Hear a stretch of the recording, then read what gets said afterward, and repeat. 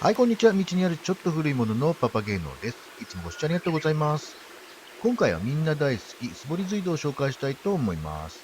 撮影したのが随分前で、手ぶれも大きい動画なのですが、撮り直しもままならないのでご容赦ください。ここは君津市沼田、大福山に近い福野という集落から降りてきたところにある耕作地というか耕作放棄地です。周囲が山に囲まれていて、まるで昔あったという隠し田のような雰囲気の場所です。水の流れる音が聞こえますが、このほぼ真下付近に以前紹介した小さな水路隧道が通っています。取り直しもままならないと言いましたが、それには2つの理由があります。一つは例の最近蔓延しているあれですね。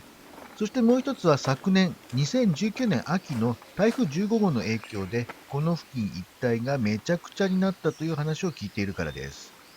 どうやら隧道の高校も崩落してしまったようです。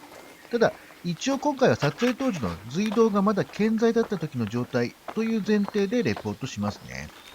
この付近は僕のお気に入りのスポットで自転車でも行ったことがあるのですが、結構道中にアップダウンがあるので、できれば車で行きたいんですよね。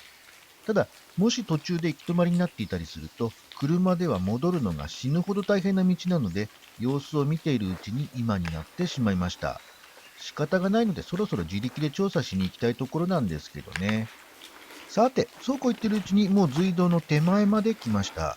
この隧道、ご覧の通り完全素掘りの上に路盤はダートです。素晴らしい。でも、普通の車高の車では通れません。僕の車は確実に立ち往生です。すでに入り口がひどいことになっていますが、この先にもう一つとんでもないトラップが待ち構えています。まあ、オフロードのバイクなら特に問題なくクリアできると思います。四輪も一度ジムニーが通り抜けるのを見たことがあります。あと、軽トラでも行けそうです。房総の素掘り隧道によくある白っぽい砂岩むき出しの内壁です。このタイプは意外と安定していて、内部はあまり崩落しないんですよね。高校の崩落というのもおそらく山の上から土砂が土砂っと、いや、受けなんか狙ってません、そう。土砂と土砂が落ちてきたということなのだと思います。ということで今は見えてるでしょうか、路盤の段差。これがさっき言ったトラップです。ここを境に路盤に30センチぐらいの段差があるんです。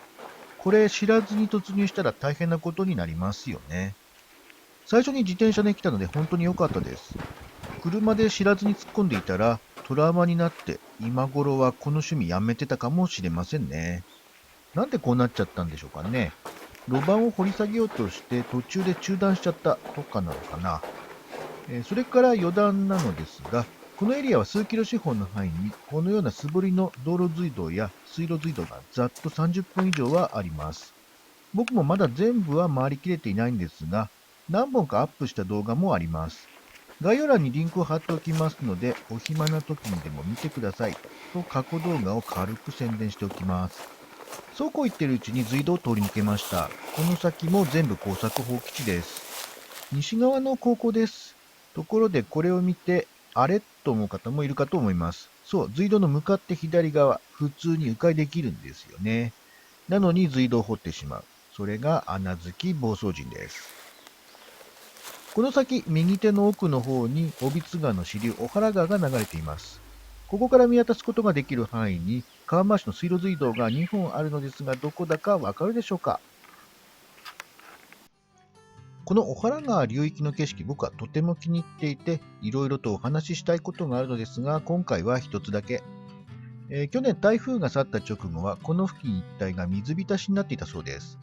周囲が山に囲まれた盆地状の地形で流れ込む水の量が多く、かつ水が抜けにくいのでしょうね。ちなみに小原川の水源は現在産廃処分場になっています。そして台風の時8日間施設が停電したというニュースが流れました。汚水処理施設はちゃんと機能していたのか、この辺りを浸した水は一体どうだったのか、とても気になります。しかしそういうところは全く報道されません。大手マスコミはニュースの上っ面だけで肝心なことを報道しません。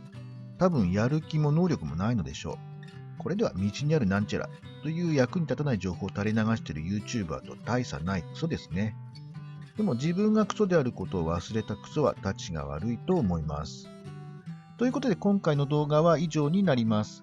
この動画まあまあだと思ったら高評価、クソだと思ったら低評価、よかったらチャンネル登録もよろしくお願いします。それではご視聴ありがとうございました。またお会いしましょう。さよなら。